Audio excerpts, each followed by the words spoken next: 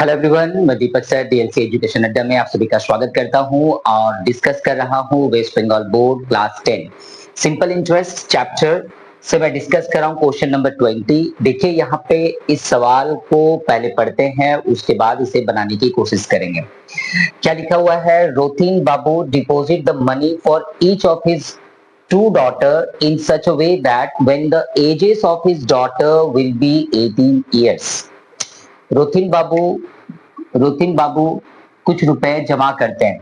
रोथिन बाबू कुछ रुपए जमा करते हैं, ठीक है।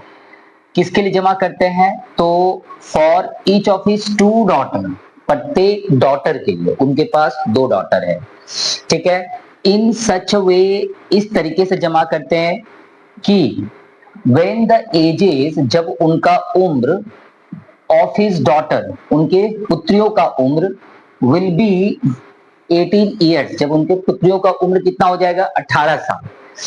Each one will get rupees 1,20,000। प्रत्येक को कितना मिलने वाला है? 1,20,000।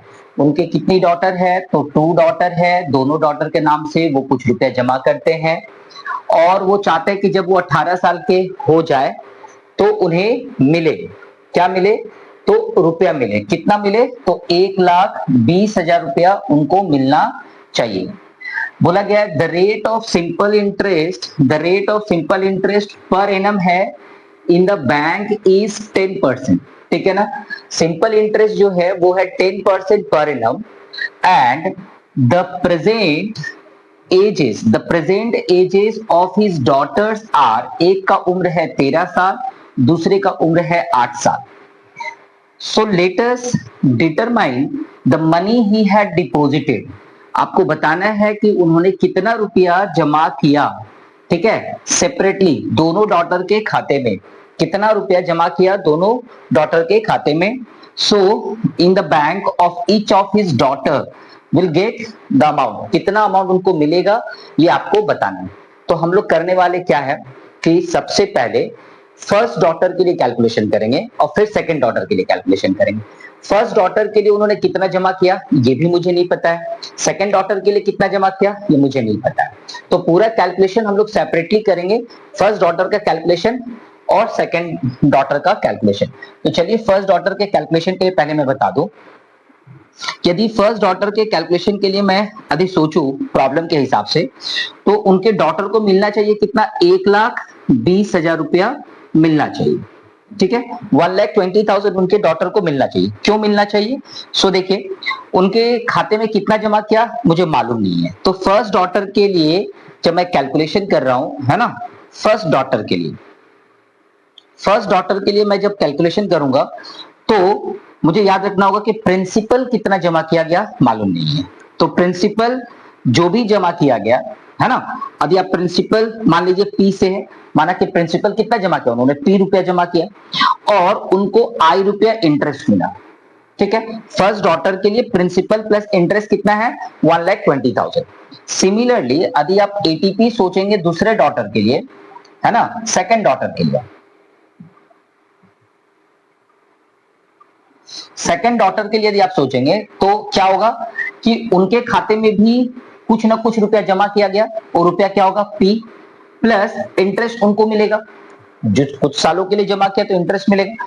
उसको भी कितना मिलने वाला है? 1,20,000। तो ये है हमारा फर्स्ट स्टेप कि प्रिंसिपल और इंटरेस्ट कितना। तो फर्स्ट डॉटर का कैलकुलेशन सेपरेट होगा और सेकंड डॉटर का कैलकुलेशन भी सेपरेट होगा।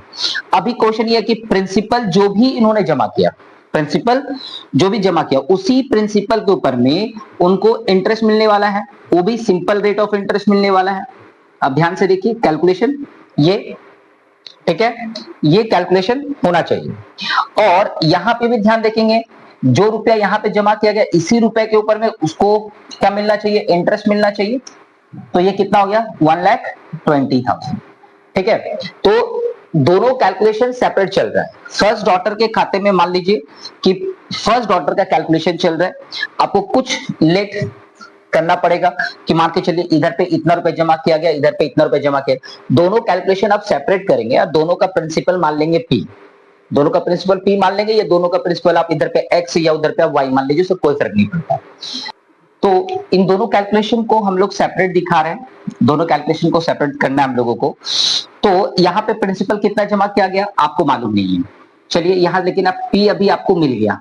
आई होप दोनों जगह से आप पी यदि कॉमन ले ले तो 1 plus T R by 100, 1 plus T R by 100 is equal to 1,20,000 आपको दिखाई देगा, ये है। ठीक है, अभी करना क्या है कि हमारे पास प्रिंसिपल कितना मालूम नहीं है मेरे को, so 1,20,000 divided by 1 plus T R by 100। तो ये कैलकुलेशन यदि आप कर लेते हैं तो कितना रुपया जमा किया गया मालूम हो गया ना आपको बाय फॉर्मूला। देखिए कोई कुछ भी लेट नहीं करना पड़ा, यहाँ पे जस्ट केवल पी को प्रिंसिपल मान लिए और इंटरेस्ट का कैलकुलेशन आई से इंटरेस्ट का कैलकुलेशन हम लोग पी टी आर बाय 100 से करते हैं। अब इसको सॉल्व करना होगा आपको सिंपली। 1,20,000 ये है, इसमें आपको डिवाइड देना है, कितना से डिवाइड देना है 1 प्लस टाइम। पहले डॉटर का जो एज है वो 13 इयर्स है, तो जिसका एज 13 इयर्स है उसको 18 साल होने में कितना लगेगा 14, 15, 16, 17, 18, 5 इयर्स का टाइम लग रहा है। तो टाइम 5 है, रेट 10 है अपॉन 100। तो आप देखेंगे ये 0 0 कट जाएगा, ठीक है।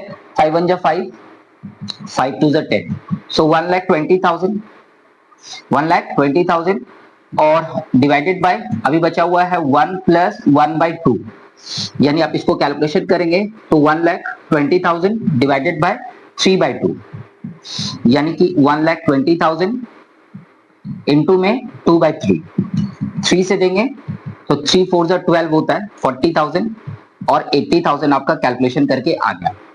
आपने देखा कि आपने कैलकुलेशन करके क्या निकाला, फर्स्ट डॉटर का कैलकुलेशन आपने किया तो फर्स्ट डॉटर को के अकाउंट में कितना पैसा जमा किया गया तो 80,000 डिपॉजिट किया गया।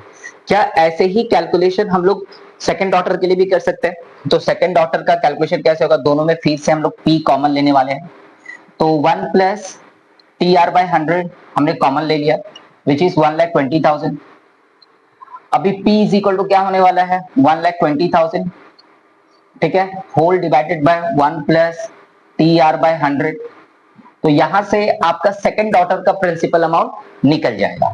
तो यहां पे प्रिंसिपल क्या है, सो देखिए 1,20,000 डिवाइडेड बाय आप कैलकुलेशन करेंगे, सो 1 प्लस टी, सेकंड डॉटर का जो एज है वो 8 इयर्स है, तो उनको 18 इयर्स होने में कितना लगेगा, 18 इयर्स होने में 8 इयर्स है तो 9 10 11 12 13 14 15 16 17 18 10 इयर्स का टाइम लगेगा। तो 10 इयर्स का टाइम लगेगा, तो रेट ऑफ इंटरेस्ट 10 है और 10 इयर्स का टाइम लग रहा है, सो 1,20,000 डिवाइडेड बाय 100, 100 कट गया, 1 प्लस 1 इज इक्वल टू 2, तो 1 डिवाइडेड बाय 2 यानी कि 60,000। तो आपने देखा बहुत ही इजी तरीके से आपने क्या किया कि आपने दोनों का कैलकुलेशन सेपरेट करके आपने निकाल लिया। एक चीज आपको याद रखना है, एग्जाम में पहला कैलकुलेशन आप करेंगे फर्स्ट डॉटर के लिए और फिर दूसरा कैलकुलेशन करेंगे सेकंड डॉटर के लिए। मैंने क्या किया कि दोनों को एक ही साथ मैंने, क्योंकि मेरा बोर्ड काफी बड़ा है तो मैंने इसमें क्या किया दोनों कैलकुलेशन आपको दिखाया, लेकिन पहले आप करेंगे calculation for first daughter, calculation for first daughter और वहां पर लेट कर लेंगे कि डिपॉजिटेड अमाउंट इज पी। अब इसके बाद आपको क्या करना है, जस्ट फॉर्मूला का एक्सप्लेनेशन देना है कि principal plus interest is equal to daughter को मिलने वाला है 1,20,000। यदि सेकंड डॉटर के केस में देखेंगे तो टाइम कितना होगा 10 इयर्स होगा, फर्स्ट डॉटर के केस में देखेंगे तो टाइम कितना होगा 5 इयर्स होगा। तो अब आपको फॉर्मूला केवल क्या करना है, यहाँ पे एक मैंने पी कॉमन ले लिया, जैसे ही मैं इन दोनों में से पी कॉमन लूंगा तो यहाँ पे 1 बच जाएगा, यहाँ पे टी आर बच जाएगा। इस तरह से कैलकुलेशन करके आप जो है ना इजिली इसको सॉल्व कर सकते हैं। तो ये था छोटा सा डिस्कशन क्लास 10 सिंपल इंटरेस्ट का, बहुत इंपॉर्टेंट क्वेश्चन था, कई बार माध्यमिक एग्जाम में ये देखने के लिए मिलता है और ऐसे ही छोटे छोटे प्रश्नों को एक्सप्लेन करके मैं आपके लिए लेके आता हूँ डीएलसी एजुकेशन अड्डा में। तो आपने यदि चैनल को भी सब्सक्राइब नहीं किया है तो प्लीज सब्सक्राइब कर लीजिए, बेल आइकन को हिट कर लीजिए, क्योंकि नए नए वीडियो जब आएंगे तो आपके पास भी जाना चाहिए उसका नोटिफिकेशन। और इसी तरह से प्लीज लाइक एंड सपोर्ट करते रहिए मेरे चैनल को। मिलते हैं नए वीडियो में, थैंक यू, बाय बाय।